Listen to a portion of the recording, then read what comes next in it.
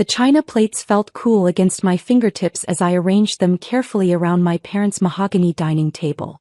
Through the kitchen doorway, I could hear Mom's voice carrying that particular tone, the one she reserved for explaining away disappointments. "Yes, Rebecca's here," Mom said into her phone, her voice dropping to what she probably thought was a whisper but carried perfectly into the dining room. "She's between opportunities right now. You know how the job market is these days." I set down the last plate and moved to the silverware drawer, letting the familiar rhythm of preparation calm the tightness in my chest. The annual Chin family reunion. 3 years ago I'd dreaded it. 2 years ago I'd almost skipped it. This year I'd accepted the inevitable with something close to peace. "Between jobs." That was Aunt Linda's voice, sharp with curiosity. Still, wasn't she between jobs last year too? "It's complicated," Mom said, her discomfort palpable even from the next room. "The economy, you know. She's very particular about what she wants to do." I folded napkins into neat triangles, muscle memory from 1,000 family dinners taking over. Let them think what they wanted. The truth was so far beyond their understanding that explanation felt pointless. My sister Jessica breezed through the front door in a cloud of expensive perfume and designer confidence. Her heels clicked against the hardwood with the assured rhythm of someone who'd never questioned their place in the world. "Is she actually helping?" Jessica asked, not bothering to lower her voice. "Or just pretending to be useful?" "Jessica, please," Mom said, but there was no real reproach in it. I emerged from the dining room with a stack of serving bowls. Jessica looked me up and down, taking in my simple jeans and unmarked sweater with barely concealed disdain. "Still dressing like you shop at thrift stores, I see," she said, examining her manicured nails. "Some things never change." "Some things don't need to," I replied evenly, moving past her toward the kitchen. "That's the spirit of a chronic underachiever right there," Jessica called after me. "Just accept mediocrity and call it authenticity." Dad appeared from his study, already in his reunion mode, jovial, expansive, ready to show off his successful family to the assembled relatives. His smile faltered slightly when he saw me. "Rebecca. Good you're here early." He paused, choosing his words carefully. "Listen, when people ask what you're doing these days, maybe just say you're consulting. It sounds better than nothing." "I'm not doing nothing, Dad." Right. Your little projects." He waved his hand dismissively. "But to people who don't understand, it might sound like unemployment. We don't want them to worry." "Worry about what?" "About you." He said it gently, the way you'd speak to someone who couldn't grasp simple concepts. "About whether you're okay. Whether we failed as parents somehow." Jessica laughed from the living room. Too late for that question. The doorbell rang, signaling the arrival of the first relatives. Within 30 minutes, the house filled with the Chun clan, aunts, uncles, cousins, and the extended network of family friends who'd known me since childhood. Each arrival brought the same pattern. Warm greetings, catching up, and then the inevitable question. "So Rebecca, what are you up to these days?" And each time before I could answer, someone else would jump in. "She's taking some time to figure things out," Mom would say. "Still exploring her options," Dad would add. "Between opportunities" became the recurring euphemism. I watched Jessica work the room like a campaign event, her recent promotion to senior marketing director at a major firm serving as her conversation centerpiece. She'd position herself near me deliberately, creating contrast. "It's such a demanding role," Jessica was telling Uncle Robert and Aunt Mary. "But seeing campaigns go national, having that kind of impact, it's worth the 70-hour weeks." She glanced at me. "Though I suppose not everyone's cut out for that kind of pressure." "Rebecca always was more low-key," Uncle Robert said diplomatically.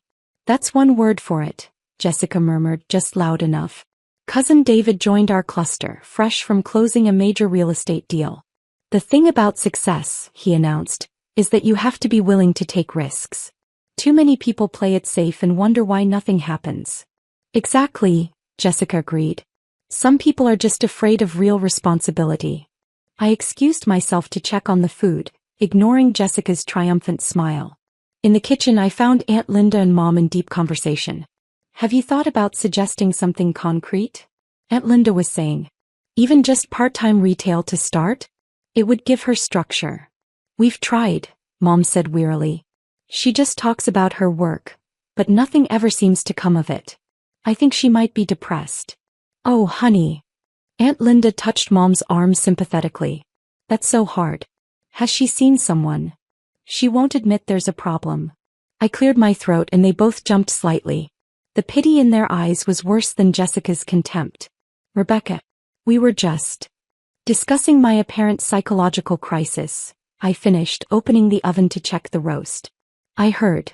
We're worried about you, Mom said, her voice catching. It's been 3 years since you left that job and you're not. Not what you expected, I supplied. I know. Back in the living room, the reunion was in full swing.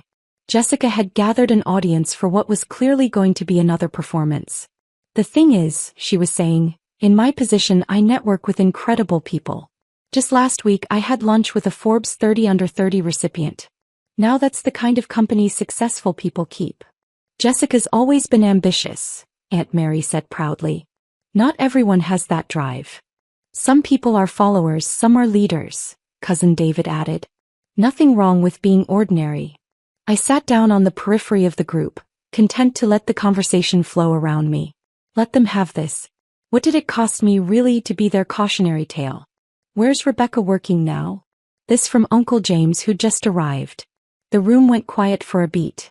Jessica's smile turned sharp. Rebecca's on a bit of a sabbatical, Dad said carefully, taking time to reassess her goals. For 3 years. Uncle James looked genuinely concerned. Some people are late bloomers, Jessica said sweetly. Though at 32, you do have to wonder when the blooming starts. Laughter rippled through the group, not quite cruel but not quite kind either. At least she helps with family events, Mom said, trying to find something positive. She's very good at setting tables. More laughter, gentler this time but somehow worse for its sympathy. Cousin David leaned back in his chair, warming to the topic. You know what Rebecca's problem is? No vision. Success requires seeing the big picture, taking strategic risks. Some people just think too small. Or don't think about career at all, Jessica added. Some people are content just existing. Nothing wrong with simple living, Aunt Linda offered, but it sounded like consolation for a terminal diagnosis. The conversation moved on, but the damage was done. I was the official family failure, the cautionary tale, the proof that potential didn't guarantee results. They'd assigned me that role and nothing I could say would change the narrative they'd constructed.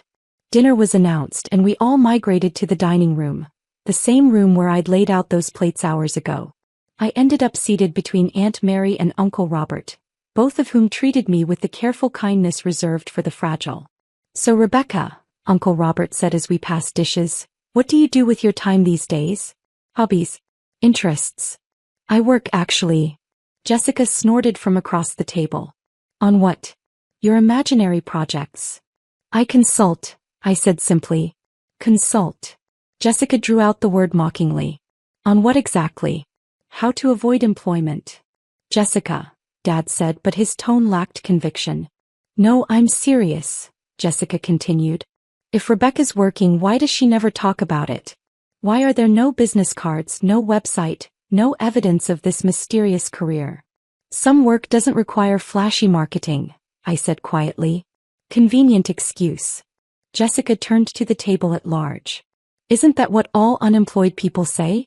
That they're consulting or between opportunities? It's code for I gave up.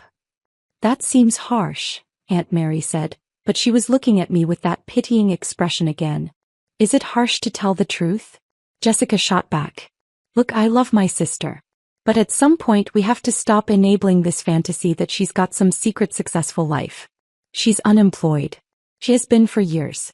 And the longer we all pretend otherwise, the longer she stays stuck. The table went silent. All eyes turned to me, waiting for a defense, a breakdown, something. I took a sip of water. May I have the potatoes, please? Jessica threw up her hands. See?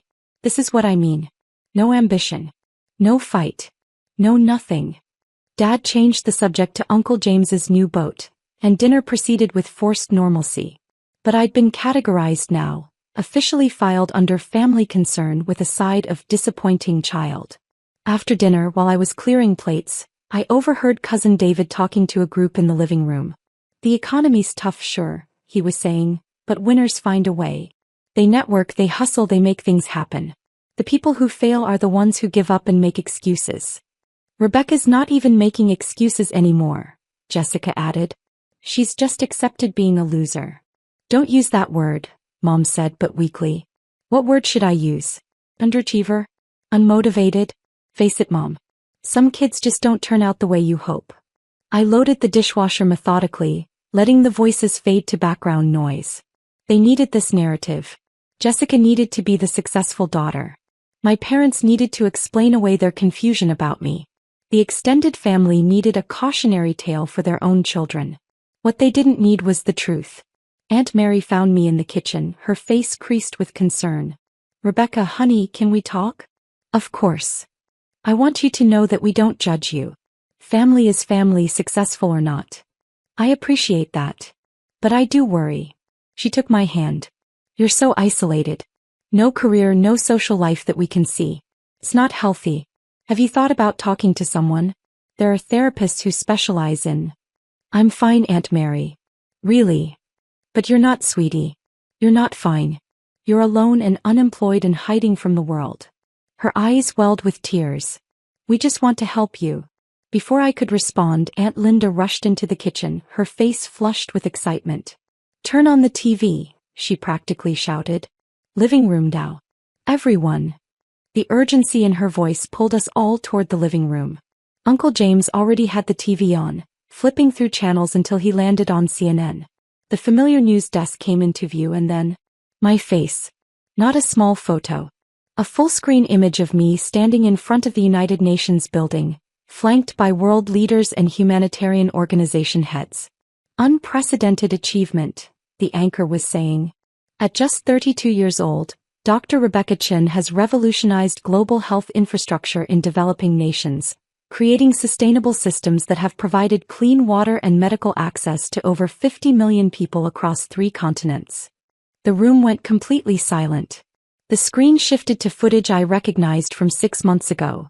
The opening of the water treatment facility in sub-Saharan Africa that had taken 2 years to develop and implement. Her innovative approach, the anchor continued, combines advanced filtration technology with community-driven maintenance programs, ensuring long-term sustainability without creating dependency on foreign aid. Another image flashed up, me shaking hands with the Secretary General of the UN. Dr. Chen's work has been praised by the World Health Organization, UNICEF, and numerous international development agencies. Her foundation, operating on what she calls radical transparency, publishes all financial data and outcome metrics publicly, setting a new standard for nonprofit accountability. Jessica made a small, strangled sound. The anchor smiled directly at the camera.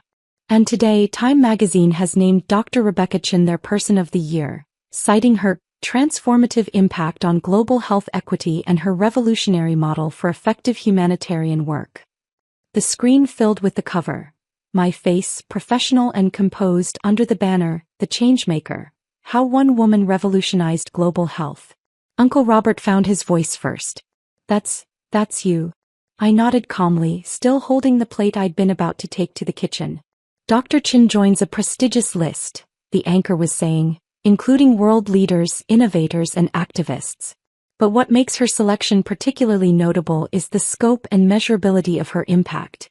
Unlike many humanitarian efforts, Dr. Chen's work has demonstrable, trackable outcomes that have transformed millions of lives. The segment shifted to an interview clip, one I'd done reluctantly at the magazine's insistence. I don't do this for recognition, my TV self was saying. I do it because clean water and basic medical care shouldn't be privileges. They're rights. And we have the technology and resources to provide them. We just need to be willing to actually solve problems instead of managing them. Some have criticized your approach as too radical, the interviewer prompted. Good, TV me replied. If everyone's comfortable with your methods, you're probably not solving the real problem. Back in the living room, the news had moved on, but no one moved to change the channel. Your Person of the Year, Mom whispered. Time magazine Person of the Year. It's just a title, I said, setting down the plate.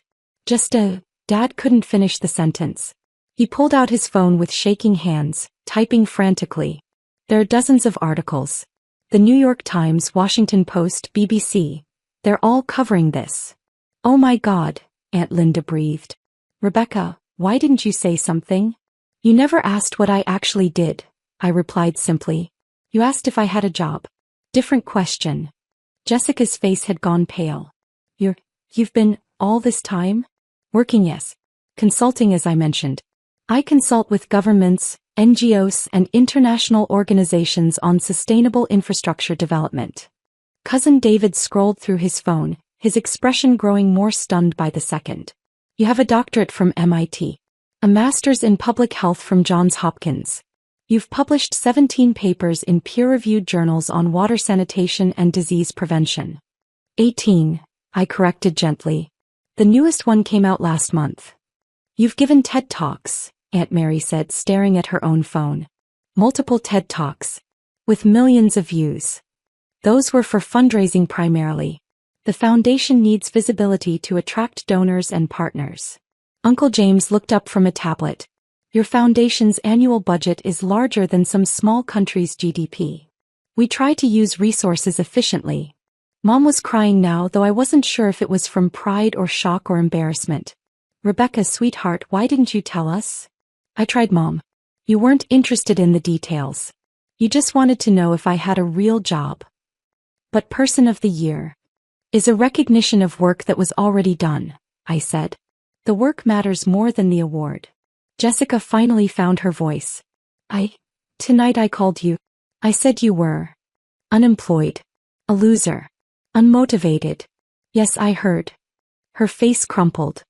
Rebecca, I'm so sorry. I didn't know. You thought I was exactly what I appeared to be from your limited perspective, I finished. It's fine. You weren't wrong to think what you thought given the information you chose to see. But we should have asked, Dad said, his voice hollow. We should have listened. Perhaps. I picked up the plate again. But I wasn't doing this for your approval. I was doing it because 50 million people needed clean water more than I needed you to understand my career choices.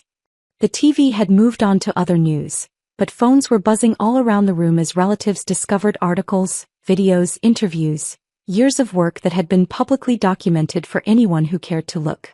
Forbes ranked you as one of the top 50 philanthropists under 40, Uncle Robert read aloud. They estimate your foundation's impact at over $3 billion in economic development. The multiplier effect of health infrastructure is significant, I acknowledged. Aunt Linda was scrolling through photos on her tablet. You've met with presidents, prime ministers. Is that you with the Dalai Lama? He came to one of our facility openings in India. Very kind man. Jessica sat down heavily, her phone clutched in her hand. I told everyone you were a failure. I made you the family joke. And you're Person of the Year. Those two things aren't connected, I said. What you thought of me doesn't change the work. What the magazine thinks of me doesn't change the work either. The work exists separately from everyone's opinions about it. But I was so cruel, Jessica whispered. You were operating on incomplete information and your own insecurities, I replied. People do that. Mom approached me tentatively as if I'd become a stranger. Why didn't you correct us? All those times we introduced you as unemployed, all those pitying looks. Why did you let us think that? Because correcting you would have required explaining, and explaining would have required time and energy I preferred to spend on actual work. Your assumptions about my life didn't affect my life. They only affected your understanding of it. All this time, Dad said wonderingly, you've been one of the most influential people in global health and we thought you were unemployed. I was never unemployed. I left corporate consulting to start the foundation.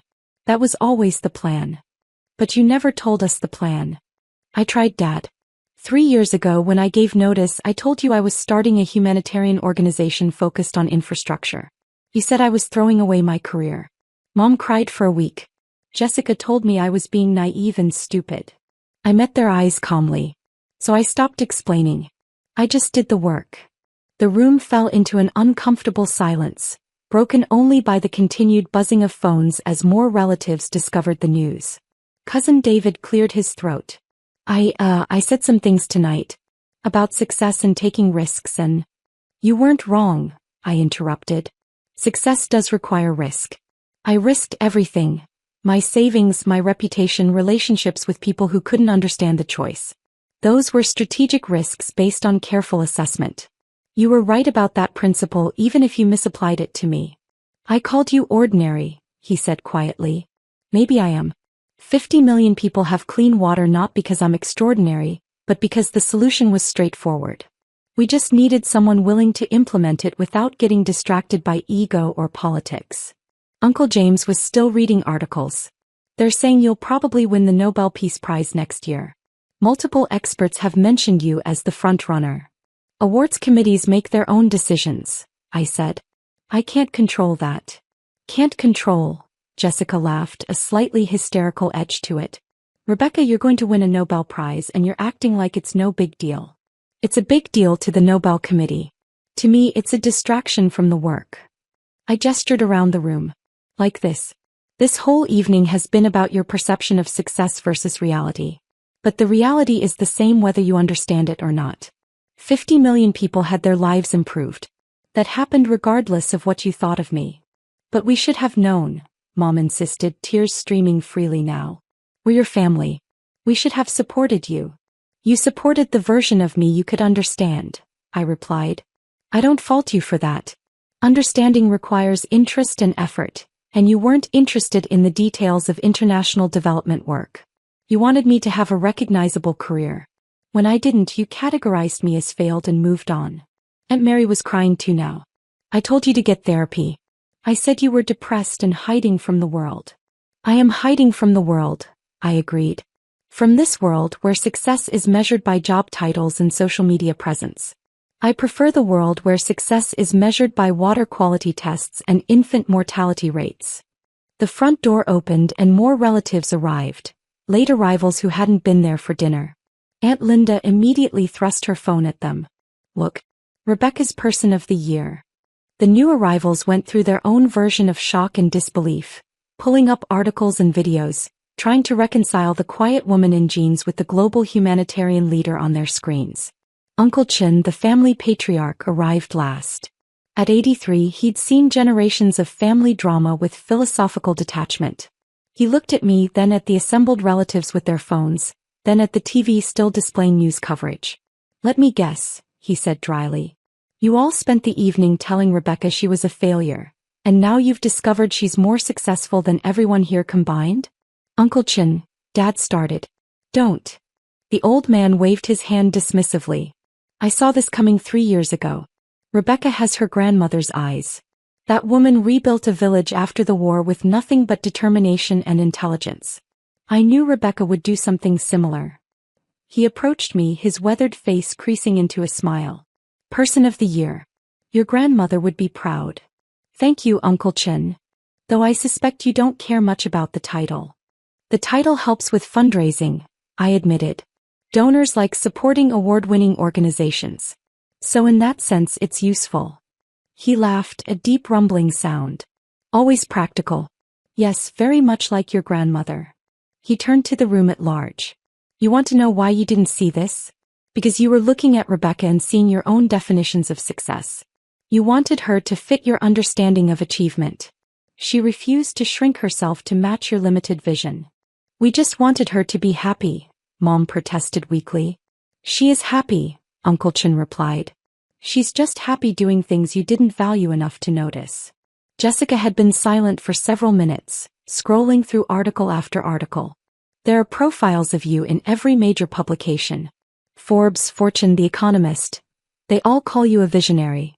They call me what serves their narrative, I said. I'm not a visionary. I'm a problem solver who happened to solve a big problem. You've been invited to speak at the World Economic Forum, Cousin David read. You turned them down. 4 times, I confirmed. Those conferences are where people talk about solving problems. I prefer to spend that time actually solving them. Aunt Linda approached tentatively. Rebecca, I need to apologize. I was so condescending, so presumptuous. You were concerned, I interrupted. Misguided but concerned. I don't hold it against you. But I treated you like a charity case. You are a case for charity, Uncle Chin interjected. Just not the kind you thought. Rebecca showed you charity by not embarrassing you with the truth until you forced the issue. The evening devolved into a strange reception where relatives who'd pitted me hours ago now tried to process their whiplash. Some apologized profusely. Others tried to claim they'd always known I was destined for greatness. A few, like Uncle Chin, simply accepted the revelation and moved forward. Jessica cornered me in the kitchen while I was finally washing those dishes. "I don't know what to say," she began. "Then don't say anything," I suggested gently. "I built my entire identity around being the successful daughter. And it turns out I'm not even close to your level. We're not in competition, Jessica. Aren't we? Wasn't that the whole point of tonight? You letting me mock you, letting everyone pity you, and then revealing your person of the fucking year." "The point of tonight," I said carefully, "was having dinner with family. The time announcement happened to coincide with the reunion. I didn't plan some dramatic reveal. But you could have told us before.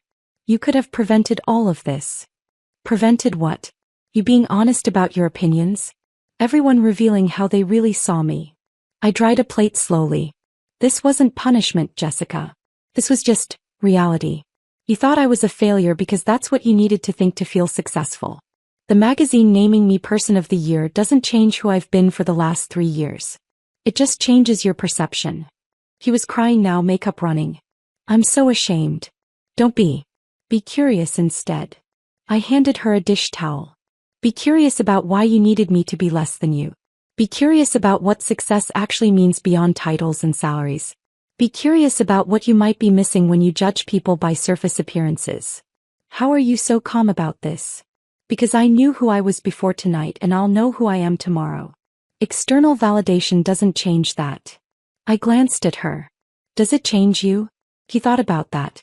"I don't know. Maybe it should."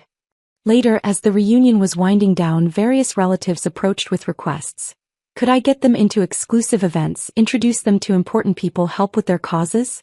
I deflected politely, offering foundation contacts for legitimate charitable interests but maintaining firm boundaries. Mom found me putting on my coat to leave. "Don't go yet," she pleaded. "We need to talk about this properly. We just did for 3 hours. But I still don't understand. Why hide this from us?" "I didn't hide it, Mom. It was all public information. Multiple articles, speeches, the foundation website. It was all there for anyone who wanted to look. You just never looked because you'd already decided what my story was." "That's not fair." "It's completely fair," I said, not unkindly. "You wanted me to have a conventional career you could brag about to relatives. When I chose differently, you stopped listening. You're not unusual in that. Most people do the same thing." Dad joined us in the foyer. "What happens now?" "Now I go home, prep for tomorrow's video conference with the Kenyan Health Ministry and continue my work. Same as always." "But everything's changed," he insisted. "Nothing has changed except your awareness. The work was happening before tonight.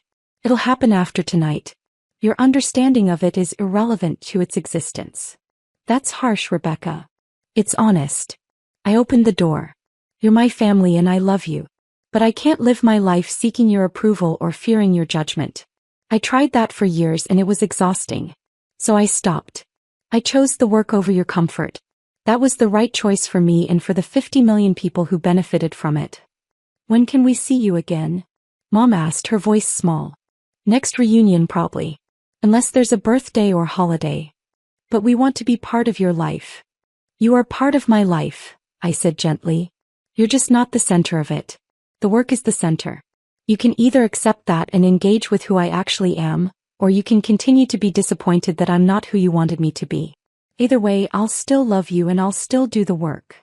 I left them in the doorway, looking smaller somehow than they had at the start of the evening. Uncle Chin caught me at my car. "You handled that well," he said. "Did I? I feel like I broke something tonight." "You broke their comfortable illusions. That needed breaking." He patted my shoulder. "Your grandmother used to say, the people who love you for who they think you are will struggle when they meet who you actually are. Tonight they met you. Give them time to adjust. And if they don't adjust, then you continue being who you are and they continue being who they are and you love each other from that honest distance." He smiled. "It's not ideal but it's real. And real is better than pretend." I drove home through quiet streets, my phone buzzing periodically with messages from relatives. Some apologetic, some congratulatory, some confused. I'd answer them eventually in my own time, with the same patient honesty I'd shown tonight. The work would continue. It always did. Tomorrow there would be meetings about the sanitation project in Bangladesh, grant applications for the medical access program in rural India, and follow-up data from the water systems in Ethiopia. None of that changed based on magazine covers or family opinions. But tonight had clarified something I'd suspected for years. Validation from others was irrelevant to doing meaningful work. Whether my family understood or approved, whether magazines awarded titles or critics dismissed efforts, the work existed independently of all that noise. 50 million people had clean water because I'd chosen to solve a problem rather than manage perceptions. That would remain true whether Time magazine named me Person of the Year or whether my family thought I was unemployed. The work was the point. It always had been. Everything else was just commentary.